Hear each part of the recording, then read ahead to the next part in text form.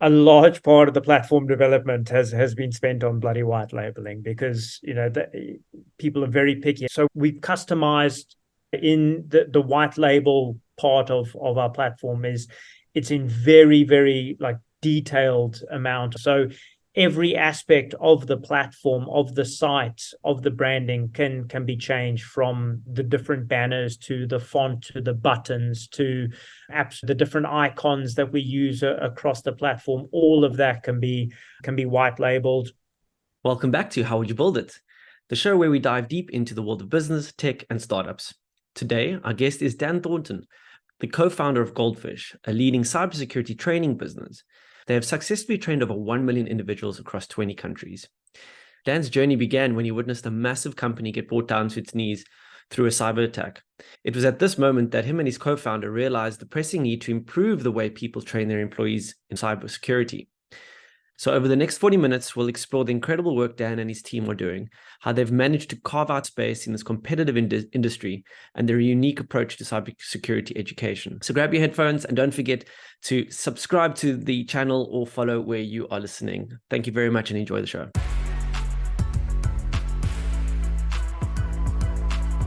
Welcome, builders, to another episode of How Would You Build It? It's episode 38 or 39. Starting to lose count, Renier. That's quite something. How are you doing? Yeah, exactly.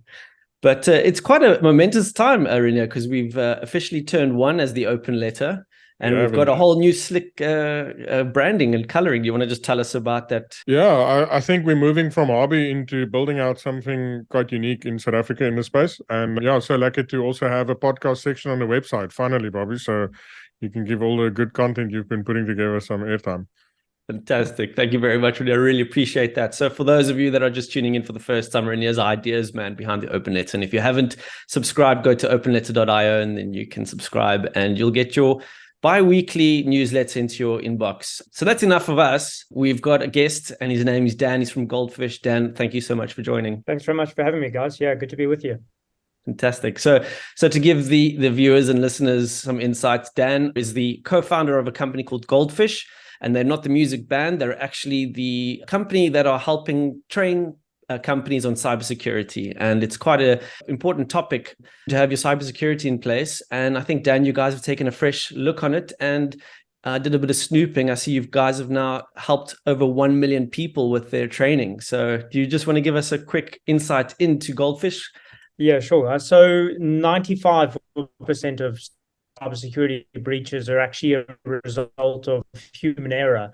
So either accidental or through unintentional means, humans are the ones actually dropping the ball. So these breaches, they're costing global businesses billions of dollars every year. So addressing that human element is super important.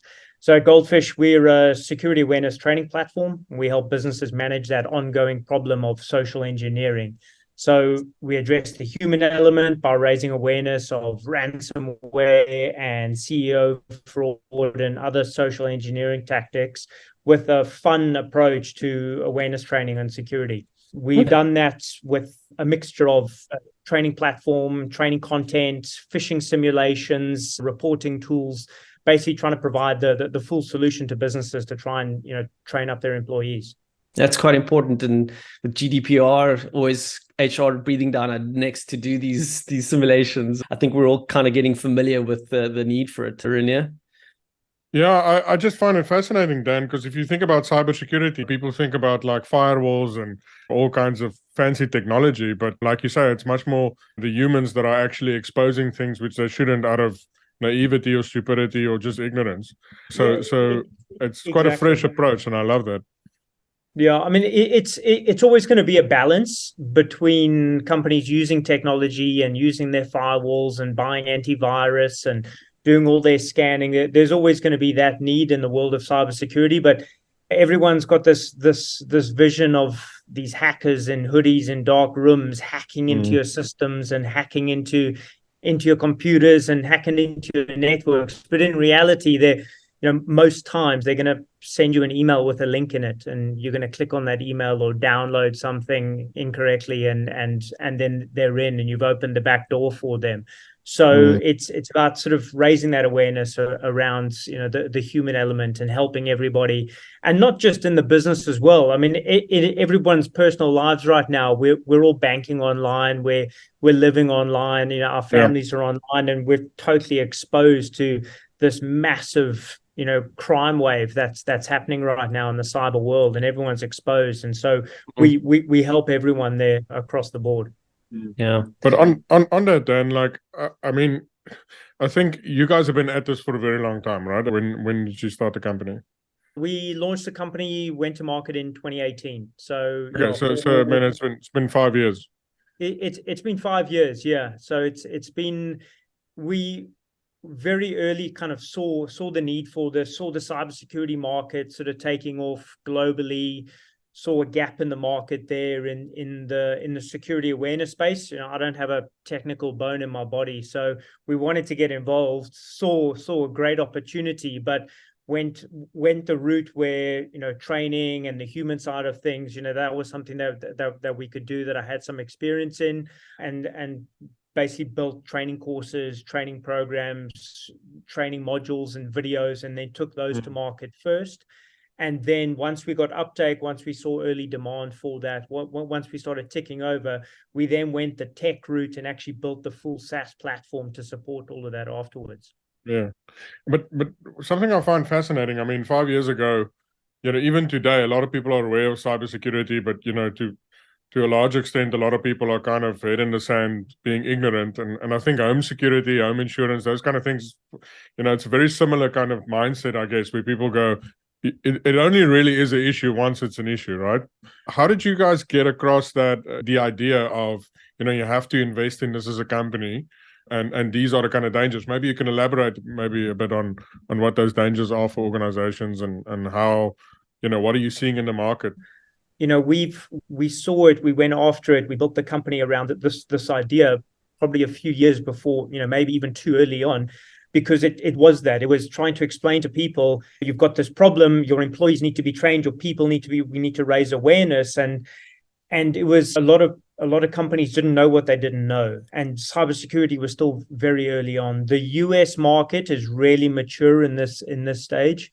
The US market has been spending a shit ton on cybersecurity and cyber risk, and addressing that for a long time now. The European market has slowly started sort of following in their footsteps, but the African market's still nowhere. Even the Australian market, and as advanced as they are as a sort of first world country, they're far behind on the cybersecurity side of things. So it's really only the last couple of years that the world, the African market has woken up to it. The Australasian market has really woken up to it, and even Europe has been slow to adopt. Some of the biggest drivers in getting businesses to spend in cybersecurity have been these data protection regulations, whether it's GDPR, whether it's POPI. The US have got a few of their own as well. With more governments, wanting to see this and driving regulations and pushing it, your bigger organizations are adopting it. So, at your enterprise level, your really big companies, they're getting this in place now. They've had it in a while now, for the last few years.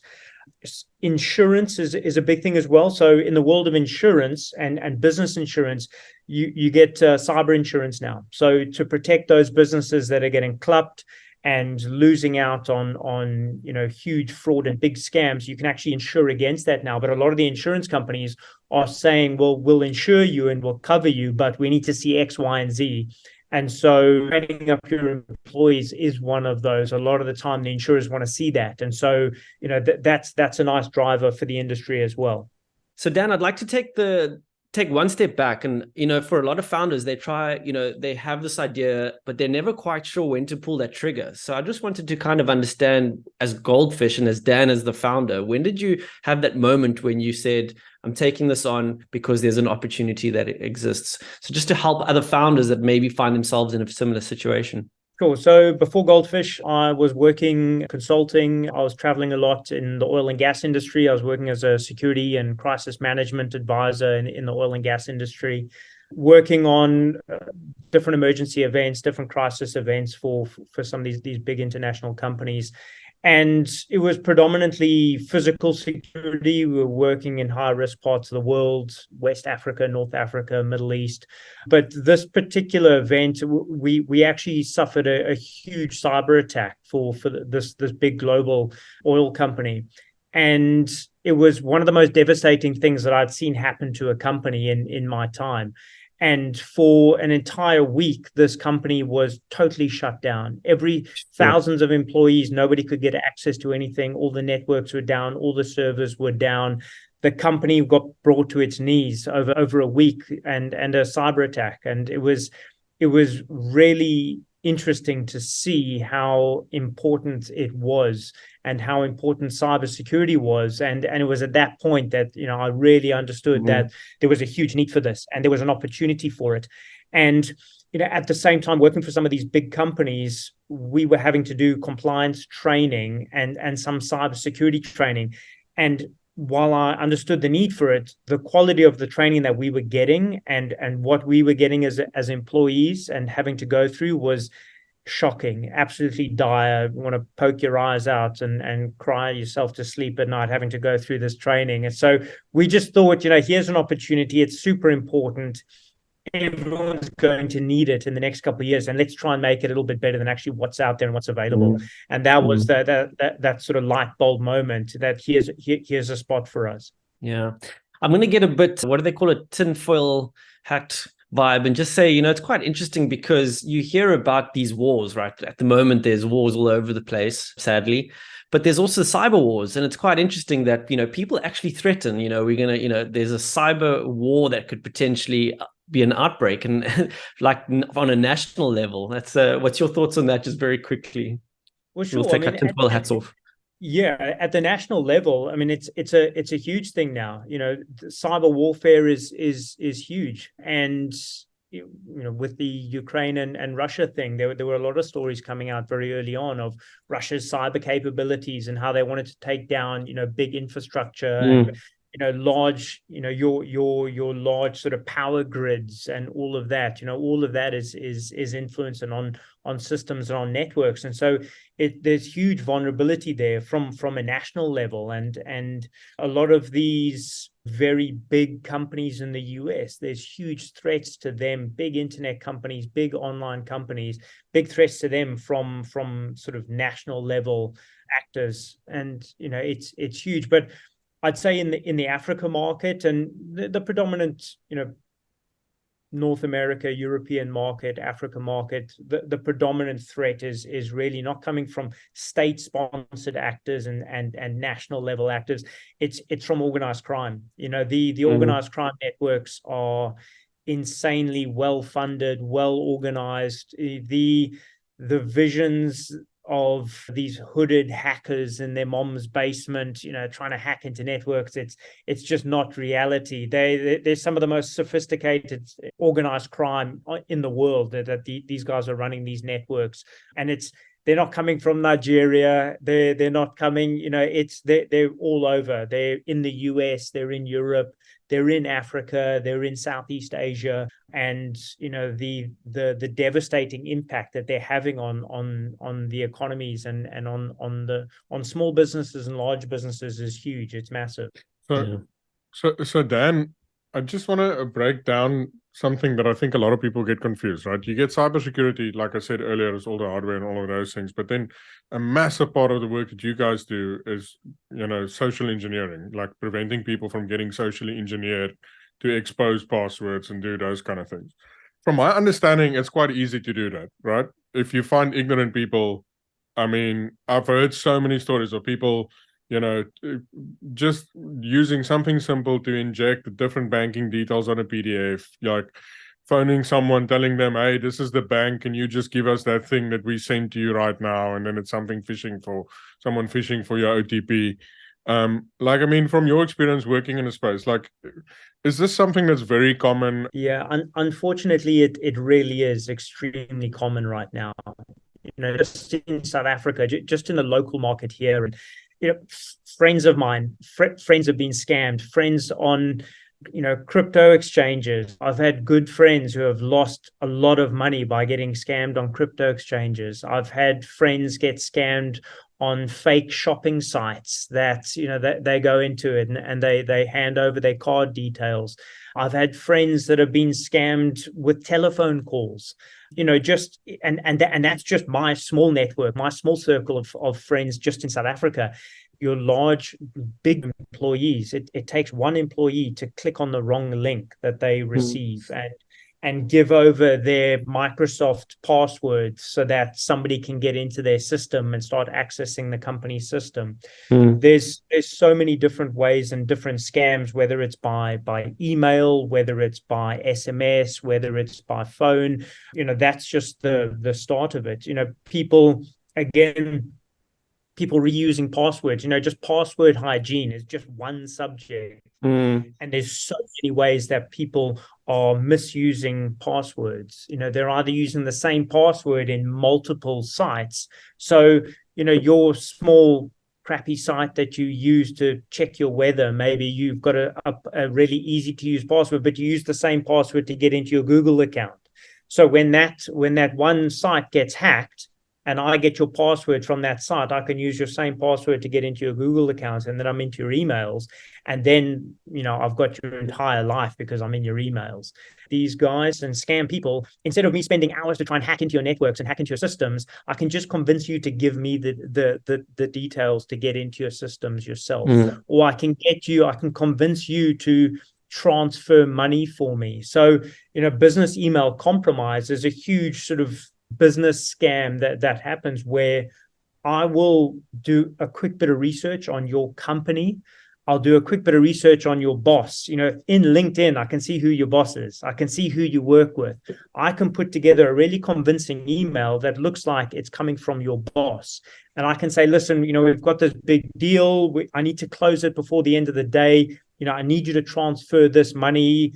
Client has just come in, or the vendor's just come in for this big project. Here are the details. Please transfer this money before the end of the day. Let me know once it's done. And, people want to run and impress the boss. They want to get this done. There's urgency. And they'll transfer the money. You'll send a quick WhatsApp to the boss, no worries, did the transfer, let's go. And then they've got no idea what you're talking about. And there's $1 million now gone out the bank by the end of the day. And there's no way to get it back. Because unfortunately, the banks are fighting against this as well. Businesses are losing so much through these scams that are, legit transfers. Nobody's hacking into their bank accounts. Employees transfer money to scammers, and it's a nightmare for them. Yeah, just change the bank account details to mine. Bob's your uncle. Exactly. Yeah. So, if I understand it, Dan, you guys are kind of creating the content and teaching the people on, all of these kind of things that you just mentioned. Can you tell us about a success story? Can you tell us when, this approach that you guys have taken on has actually worked and has saved a client, an individual, a business, or an organization? Sure. So, I mean, we definitely, see success on a fairly regular basis, talking to clients, talking to partners that are delivering this. We're seeing it in, building secure cultures in an organization. So, a company starting out, people are completely clueless about it. They're really unaware of the threat of phishing, social engineering, how to use passwords, how to report these types of things as well. And with the content delivery that we have and our approach to it, what we're trying to do is help businesses. And it's almost like the health and safety space, where it was sort of 10, 15 years ago, maybe 20 years ago, where you're trying to generate a culture where everyone in the organization is talking about it, and it's widely adopted, and everyone's considering security in everything that they do. And we measure this a lot through the adoption of training, how much training is being completed. Businesses can actually build fake phishing attacks on their companies and on their employees, and they'll put together really convincing emails and they'll send those out to the organizations, and then they'll be able to see, how many people are actually clicking on these phishing attacks, how many people are giving over their usernames and passwords as part of these simulations. And then what they can see over time is actually the number of employees that is doing that is decreasing rapidly as we increase simulations, as we increase training, as we build culture.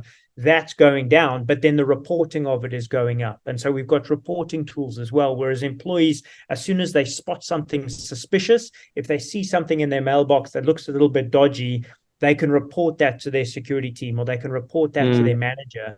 And so it's those type of trends and those types of measurements that you can actually start gauging on how secure an organization is getting, and how that culture in the employees is being adopted, and they're growing to be a much more secure organization, which is then helping them actually spot real-time threats and report real-time phishing attacks, social engineering calls that they're getting, dodgy SMSs that they're getting. All of that is then getting reported into their security teams. That's then keeping the whole organization safe. So it's creating a culture within the company to manage and actually watch the data, because you can manage what you're watching and get them to improve. Exactly. And it's nice for training teams to be able to see that and measure that data over time, and just showing that return on investment for them. If they are investing in the training of people, what are they seeing from it? Well, they're seeing these trends. They're seeing this culture being developed. They're seeing employee behavior actually changing over time. And compliance has become a big thing, right? So you touched on GDPR and POPI earlier.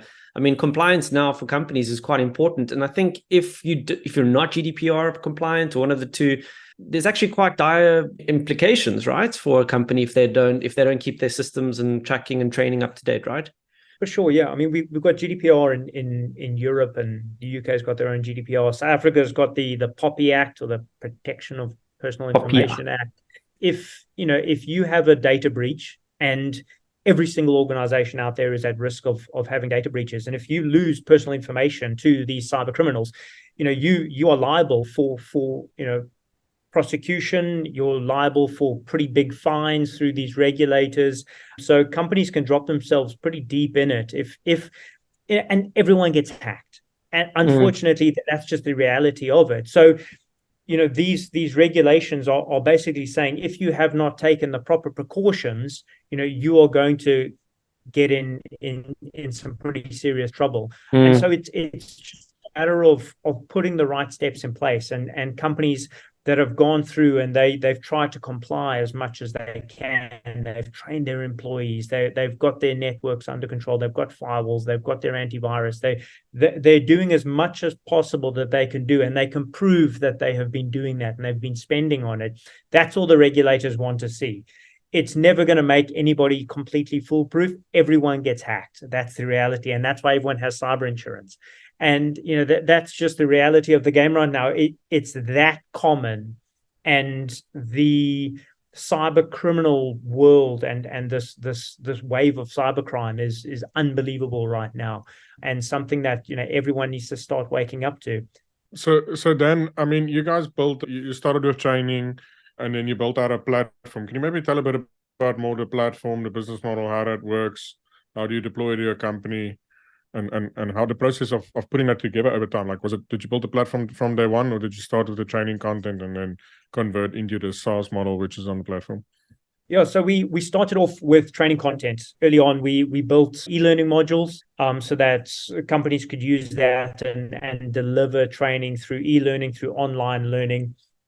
In the early days of business learning and development, or sort of enterprise learning and development, a lot of companies wanted to do classroom training. They wanted to get all their employees into a classroom and sit them through death by PowerPoint. Compliance training sucks.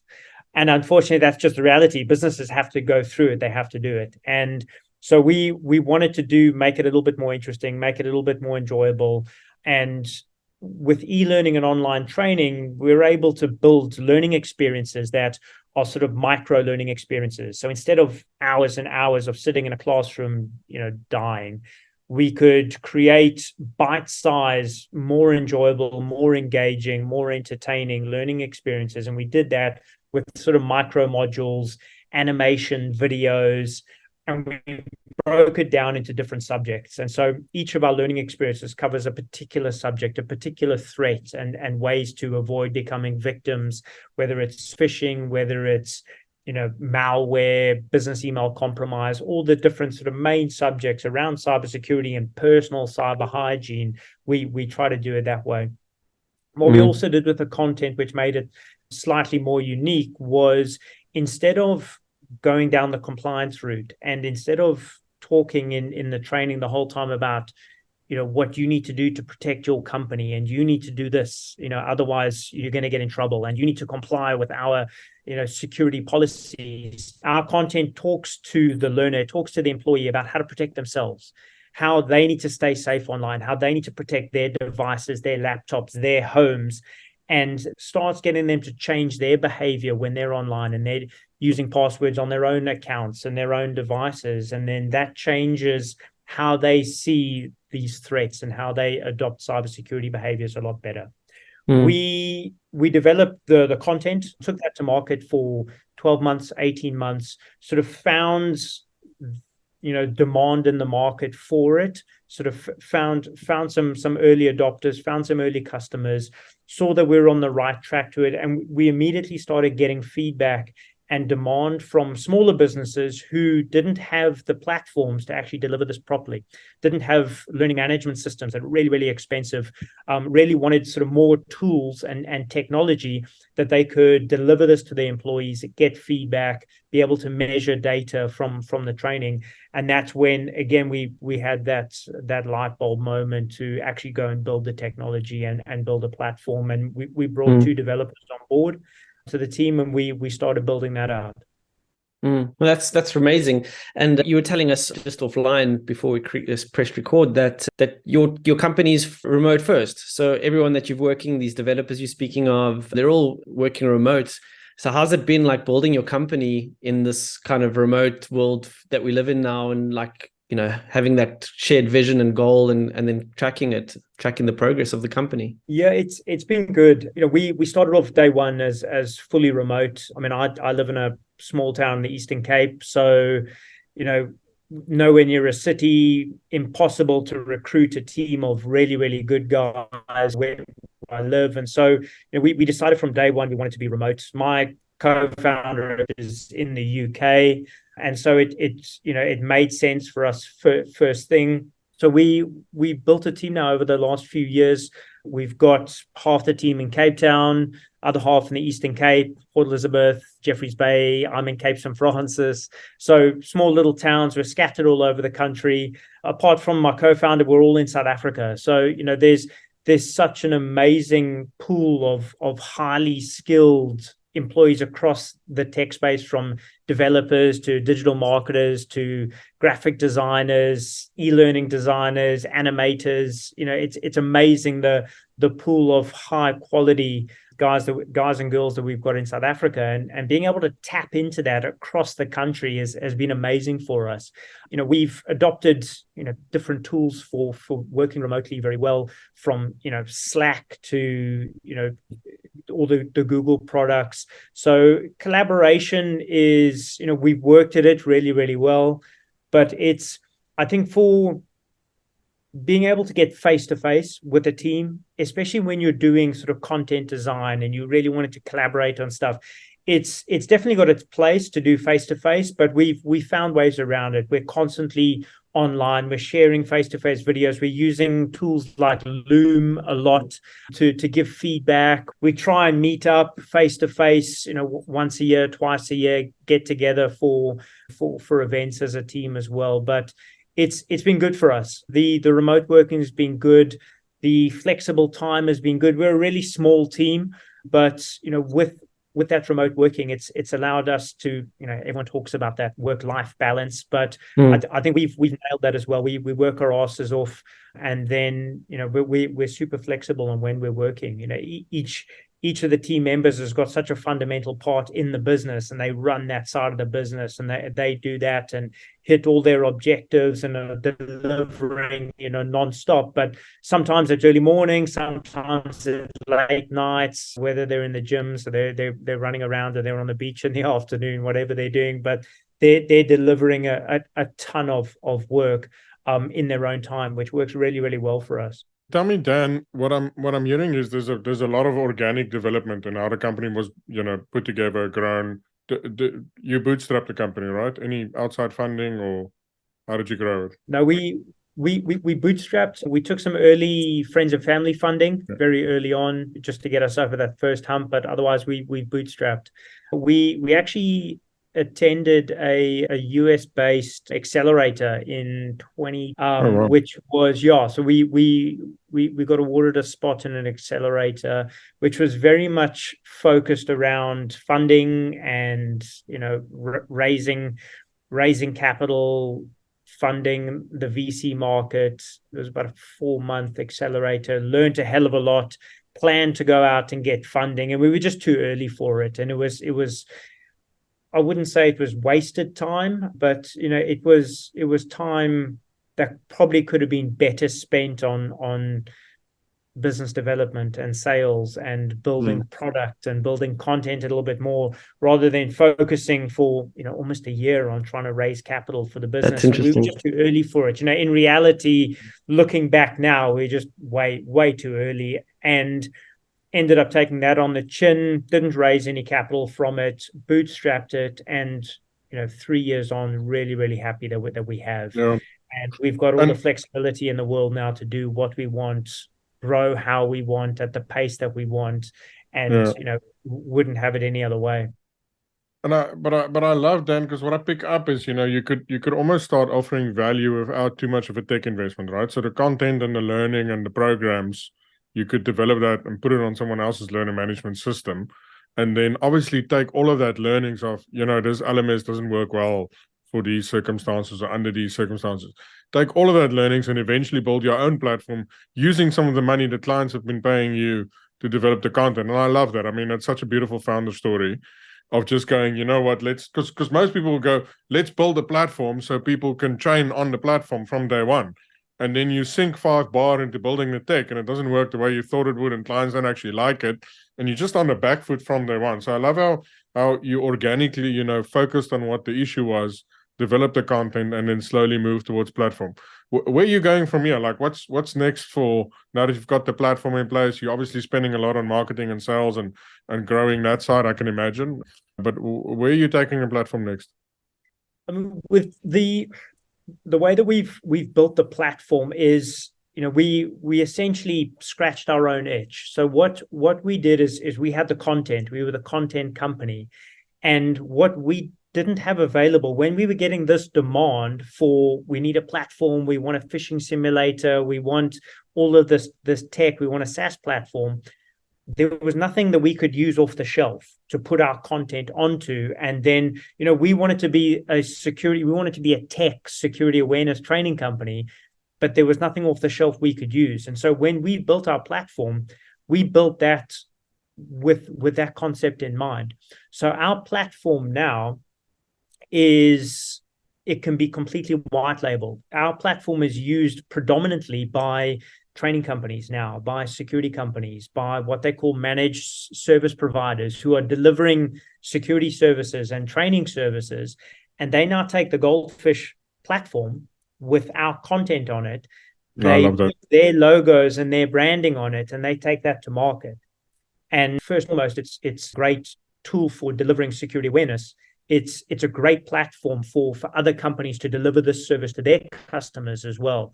And that's been a big focus for us on the platform. And that's what our core focus is sort of threefold. One, it's content. It's a big part of our brand is the quality of our content. Like you mentioned, I mean, we've trained now over 1 million employees worldwide on our content. That's a focus. We want the learning experience to be 5-star, one of the top learning experiences in the world with the Goldfish content. We want the training managers that are trying to deliver these programs to have the best experience possible. So the platform is really simple, and that's a big thing. Like a lot of these training managers and security managers, they run off their feet. They're doing 50 different jobs. They're underfunded, they're understaffed, they've got a hell of a job on their hands trying to protect their organizations. And so we make this as simple as possible. The platform's really intuitive, very easy for them to use. Everything's at their fingertips. It's really, really nice and easy to use. And then on the third level, our partners and our resellers and the companies out there that are delivering this to their customers, we make their experience really, really good. We've got an excellent support team that helps them and trains them and guides them and helps them and turns them into security awareness training superstars as well. And so we've got those three different levels, and that's always been our focus. And while we've got a platform roadmap as long as my bloody arm, a big focus on it, a big focus is simplicity. And my mantra is, less is more. And we're not chasing new features. We're just trying to simplify things and make things even easier and even better to use, and a much better user experience at all those three different levels. Music to a product manager's ears. So Dan, tell me, when you started out, did you imagine you're going to be building a platform and go for a platform pay, or did you simply set out to build content and it naturally evolved into, like you say, scratching your own itch by building this platform and building this product? So to be honest, when we first set out to sort of look at the cybersecurity space and the cyber industry, we looked at almost like consulting services, and we looked at trying to cover everything. And there's so much in the cybersecurity space, and we thought, well, we could consult for small companies and advise them on how to build security as a business, across the full security piece. And very early on, the main questions that we were being asked around was, can you guys deliver training? Can you help us with training? And before we even created content, we were going in and delivering face-to-face training. And we were training the managers. We were advising them on how to improve security. And then we were going and talking to their employees about security behavior and all of this stuff. And then from then, it made a lot more sort of business sense to be able to scale by just building content and then selling that content into organizations for training thousands of employees. And then it just kind of snowballed from there. And the content then got adopted by not only companies who wanted it for internal, but we then started partnering with training companies who wanted security awareness content to put on their platforms to then deliver to their customers. And then those were some of the earlier sort of global partners that we made. And then, things just developed from there. I like that strategy a lot, because I think people, to understand the values when you're going and you do that consulting, and then they kind of show them what you can do, and it speaks to the mantra that everyone kind of talks about, is like, do things that don't scale, because then you can actually really understand your users. So by going in, doing it, consulting, being hands-on, being high touch, you actually get that understanding of what the platform needs to look like and what it needs to do. So love that. I think it's a great approach for this kind of thing. Yeah, and we've definitely tried to adopt that from day one. Everything that we've done, it's been the hands-on, it's been the non-scalable bit, but then it's with the vision to like, okay, we need to automate this. We need to figure out how we're going to automate this down the line, because this really works. People really engage with this. They really like this, but it's totally not scalable. And so through a lot of our customer success stuff, our partner support, our account management, the onboarding process, the training of partners who are delivering this, all of that it's not scalable. It's not scalable when you're operating. We're now selling into about 21 countries now, globally. And so trying to support all of that without having automated systems in place would be impossible now. Renier, it makes me think we always say software and a service. It feels like it's service and then software. start with a service, but I love it, because like you said, Bobby, is doing things that don't scale, but start with the problem. Like, what is the problem?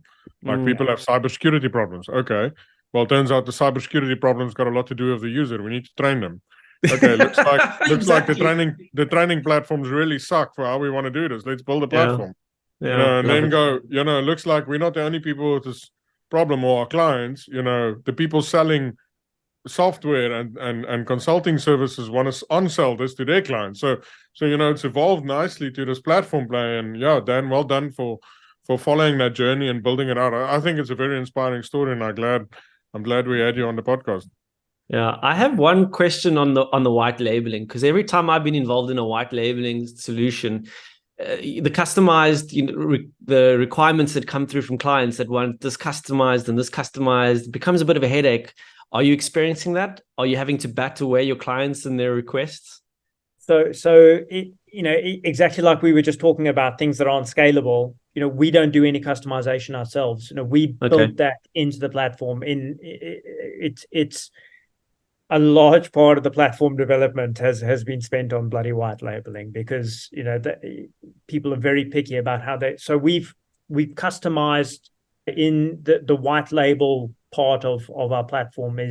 It's in very, very like detailed amount of white labeling. So every aspect of the platform, of the site, of the branding can be changed, from the different banners to the font to the buttons to apps, the different icons that we use across the platform. All of that can be white labeled. All of our system emails that go out, all of that can be changed and white labeled with the company's logos in. They can have their logos, put the power in their hands, size those and crop those, and everything is in. And so the entire platform can be completely repurposed into local branding. Love that. So as Renee said, it's been great having you on, but before I let you go, I've got some fireside questions I want to just throw you away. So you understand fireside questions? You have to think of, you have to answer what's on the top of your head. You don't have a chance to think about it. Are you ready? Oh, yeah, no worries. Go for it. Okay, first one, Apple or Android? Apple, for sure. Nice. Are they more safe? Yeah. Well, apparently, back in the day they were unhackable, but that was never the case. That was marketing gimmick. Yeah. What's the latest book you've read that you would recommend to another founder or to anyone in the sort of the business and tech field? In the business and tech field, geez, Built to Sell. Yeah, I've just finished reading Built to Sell by. I can't remember. It's a good one. I've seen it. I think it's on my checklist. Yeah. What piece of advice that you've received that's boded well for you that you would love to give to a new founder? Do not quit your day job until your side hustle is making you enough money. Second time we've heard that. I experienced that firsthand. Like, do not. The stories about burn the boats are bullshit. Stay in your day job. Yeah. Stay in the boat. Don't burn it. Stay in the boat. Anyone talks to you about burning the boats, you set sail. Bugger off. Yeah. Love it. No, do not quit your day job until that side hustle is making you enough money. Nice. If you could interview one famous person or founder or entrepreneur, who would it be? Dead or alive?